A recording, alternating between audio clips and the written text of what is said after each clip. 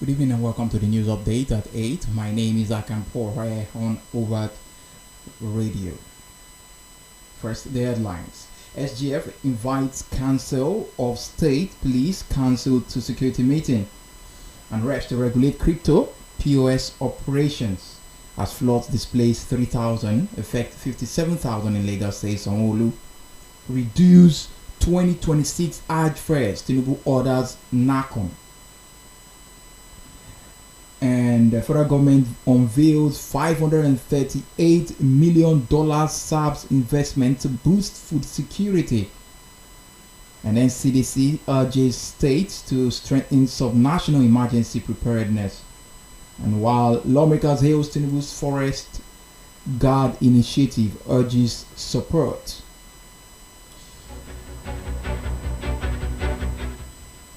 Alright, let's go on this break. When we come back, we'll be giving you the details of those headlines right here on Overt News Update at 8.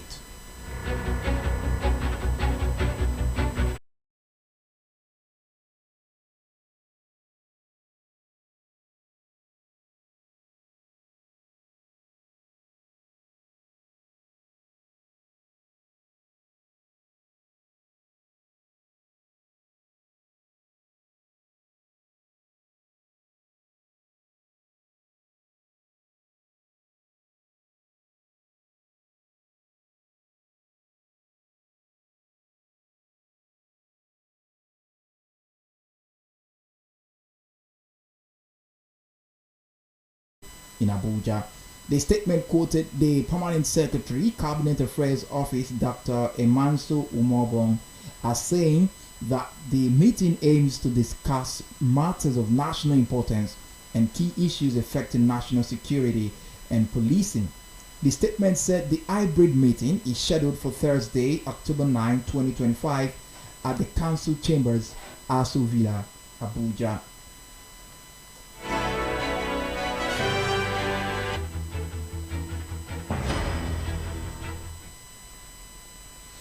The House of Representatives on Monday inaugurated an ad hoc committee to review the regulations and security implications of cryptocurrency adoption and point-of-sale operations in Nigeria.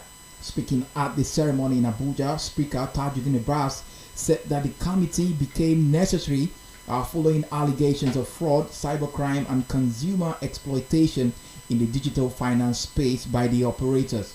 Recall that the House in November 2024 resolved to summon the Central Bank of Nigeria Governor Olayemi Cardoso and the Chief Executive Officers of money deposit banks to appear before it to propose solutions to the challenges posed by the lack of documentation of point-of-sale users across the country. The decision of the House followed the consideration and adoption of a motion sponsored by the member representing Iheme Mbano Uboma Obowo Federal Constituency, Imo State, who argued that cases of fraudulent activities within financial system have been established against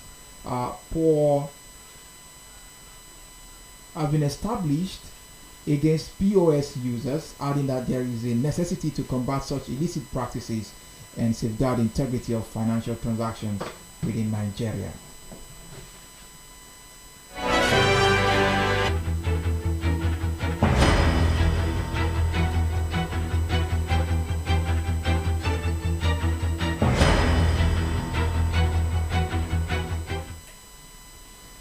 Lagos State Governor Babajide Sanwo-Olu has disclosed that more than 3,000 residents are displaced and over 6,000 were affected by flood in the state between January and October 2025.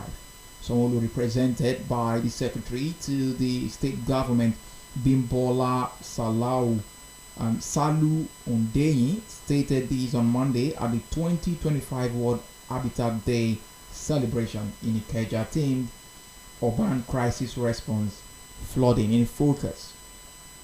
He stated, as an aquatic state, flooding is a major challenge confronting Lagos.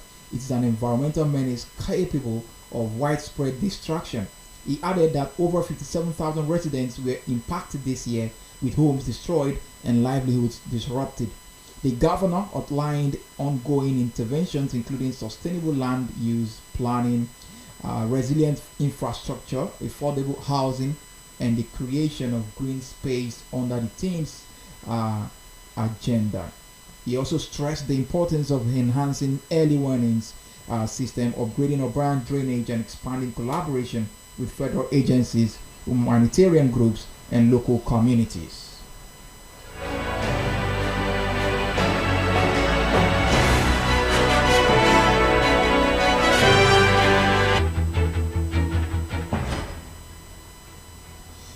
President Bola Ahmed Tinubu has directed the National Hajj Commission of Nigeria to immediately reduce the cost of the 2026 Hajj fares that it had recently announced. The Deputy Chief of Staff to the President, Senator Ibrahim Adija, made this known on Monday while briefing State House correspondents after a meeting with the officials of NACON held at the Presidential Villa, Abuja. The news, according to report, NACON, after due consultations with all the relevant stakeholders, announced the 2026 Hajj fare as follows. Maiduguri and Yola Zone, Yobe, Borno, Adamawa, Taraba will pay 8,318,336 naira 67 kobo, while others northern states will pay 8,244,813 naira 67 kobo, while southern states will pay 8,561,013 naira 67 kobo respectively. However, Adeja said Tinubu felt the need for the commission to look at the possibility of reducing the Hajj fare.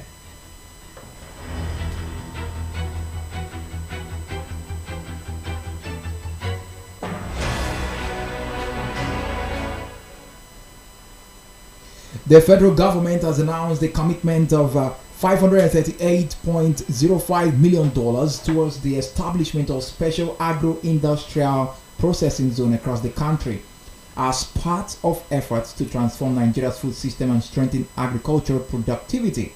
The Minister of Agriculture and Food Security, Abubakar Kyari, made this known on Monday in Abuja at the Community of Practice Summit on the Comprehensive Africa Agriculture Development Program.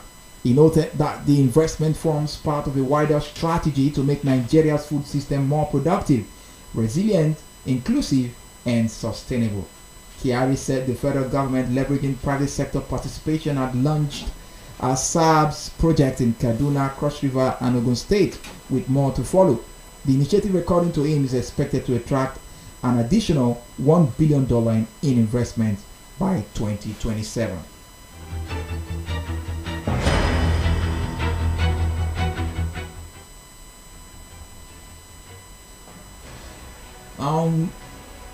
Just before we go, let's read out this final story. Nigeria must create at least 27 million new formal jobs within the next 5 years or reach a sharp rise in unemployment and underemployment to 30%. The Nigerian Economic Summit Group has warned. The warning is contained in the NESG's Job Productivity Report, is published on its website on Monday on the sidelines of the group's 31st summit in Abuja. The report describes the next half decade as a critical window for stabilizing the labor market and delivering inclusive growth as the country's working age population is projected to hit 168 million by 2030. It identified several key obstacles to employment expansion, including a shallow private sector base, skills mismatch, a weak education system, and jobless growth patterns that have limited the capacity of industries to absorb Nigeria's growing youth population. The NSEG also highlighted regulatory bottlenecks and infrastructure deficit as major constraints to business competitiveness, urging the government to implement comprehensive reforms to unlock private sector-led growth. The group identified key constraints including a shallow private sector base, skills mismatches, shortcomings in the education system, pervasive informality, and jobless growth that fails to translate GDP gains into employment.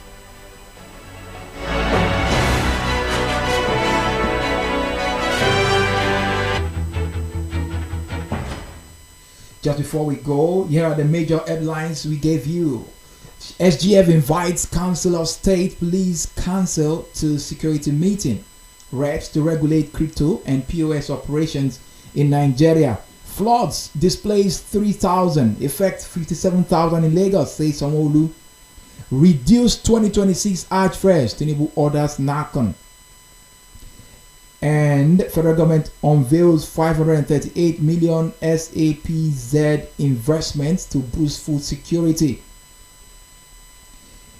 And of course, Nigeria must create 27 million jobs to avert 30% unemployment spike, says NESG. Now, those are the stories we have for you and the updates at 8 on Overt Radio. Don't forget to join us on the program. Of course, coming up on the program today is our Monday show, which will be anchored by myself after this. But before then, before the show kicks off, we're going to be giving you updates coming from the football world, what happened over the weekend, and of course we'll be heading straight into the Monday Lounge right here. Of course, the program show name is the Monday Lounge, and of course promises to be exciting. The show is all about giving you updates from anywhere, from football to giving you conversations, soundscapes and rich conversation. Of course, we're giving you soothing music as well to make the night a swell one. We have this new music coming from Wizkid, and it was featured by Odumodu Black in that one. See you after this time.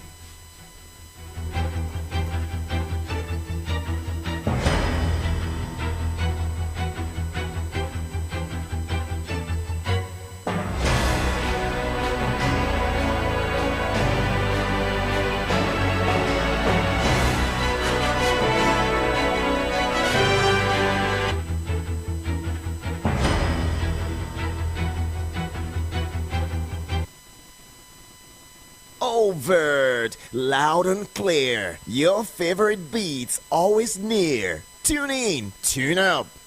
Let the vibe begin. Overt Radio, spinning hits to win.